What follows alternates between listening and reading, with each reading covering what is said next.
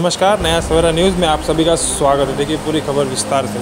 बदलापुर में हुई घटना को लेकर पूरे महाराष्ट्र में महाविकास आघाड़ी द्वारा काले फीते बांधकर निषेध आंदोलन किया गया। बदलापुर घटना पर 24 अगस्त को महाविकास आघाड़ी द्वारा महाराष्ट्र बंद का ऐलान किया गया था, लेकिन बॉम्बे हाईकोर्ट ने महाराष्ट्र बंद की अनुमति नहीं दी, जिसे न्यायालय का आदर सम्मान करते हुए महाराष्ट्र बंद का ऐलान वापस लिया। लेकिन काले फीते बांधकर सरकार का निषेध व्यक्त किया गया। ठाणे में मासुंदा तालाब के पास महात्मा गांधी के पुतले का अभिवादन कर कांग्रेस के महाराष्ट्र प्रदेश अध्यक्ष नाना पटोले, पूर्व विधायक जितेंद्र आव्हाड, विक्रांत चौहान ने सभी पदाधिकारियों एवं कार्यकर्ताओं समेत काली पट्टी बांधकर निषेध आंदोलन किया।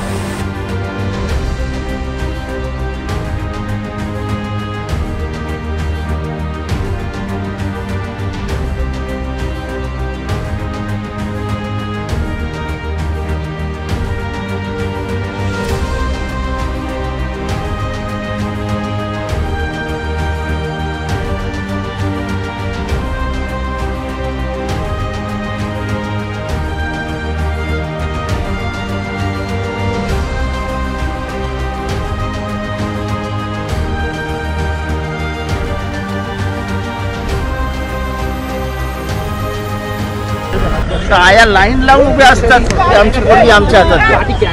पण ज्या प्रकारे आज भाजप सुद्धा काही ठिकाणी आंदोलन करायला पाहत आहे। भाजप सोडा हो, ते काय त्यांच्याबद्दल काय न बोललेलं बरं आहे। जे करायला पाहिजे ते करा ना, सत्ता आहे ना हातात। त्या शितोळेला सस्पेंड का नाही केलं? एसीपीला सस्पेंड का नाही केलं? एसीपीला सस्पेंड का नाही केलं? 2-2 दिवस गुन्हे नोंदवत नाही। एका प्रेग्नंट बाईला 13 तास टेबलावर बसून ठेवता, त्यांच्या घरी फोन करता, मोर्चात गेलं तर तुमच्यावर केस घेऊ की तुम्हीच मोडकीयाला भडकवलं, असं कुठे असतं काय? पण दुसरीकडे काही शिक्षण अधिकाऱ्यांवर सुद्धा कारवाई केलेली आपल्याला पाहायला मिळते। पोलिसांवरती कारवाई पाहायला मिळत नाही, शिक्षण अधिकाऱ्यांवर कारवाई केली। आता काय बोलायचं काय तुम्ही सांगा? जबाबदार कोण केस न घेण्याला? जबाबदार पोलीस अधिकारी आणि तुम्ही कारवाई करणार शिक्षण अधिकाऱ्यावर। काय अर्थ याला? अजून ते हप्त्याला अटक का नाही केली ज्याने गुन्हा दाबण्याचा प्रयत्न केला?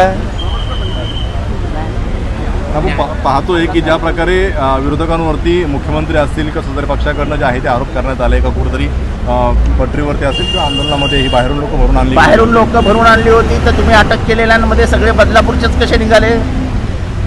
एखादा कल्याणचा, एखादा अंबरनाथचा, एखादा कुठला ठाण्याचा, भांडूपचा, मुलुंडचा अडखळा असता तर ठीक आहे। जेवढे आरोपी अटक केले ते सगळे बदलापूर, पुळगाव बदलापूरचेच आहेत। जो कोर्टानं विरोध केला बंदरा महाविकास आघाडीच्या, त्यामुळे तो कोर्टानं महाविकास आघाडीला चपराक दिली असं चपराक काय दिली? त्याच्यात आम्ही कायद्याला मानणारे लोक आहोत। उद्या जनतेने उतरून रस्त्यात बंद केला असता, दोष कोणाला दिला असता तुम्ही? शेवटी जनता सार्वभौम, म्हणजे जनतेचीच ताकद आहे ना ही। आणि बदलापूरला जे आंदोलन झालं त्याचे डोळे बंद करू नका की बाहेरची लोक होत। उत्स्फूर्त विद्रोह झाला हा महाराष्ट्रासाठी फार धोकादायक आहे। अशी परिस्थिती आता महाराष्ट्रात कुठेही निर्माण होऊ शकते। हे ओपनिंग झालेलं आहे, लोकांना कळलंय की आपल्याला रस्त्यावर येण्याशिवाय पर्याय नाही, तरच सरकार झुकेल। असंवेदनशील सरकार अशी आता या सरकारची ओळख झालेली आहे।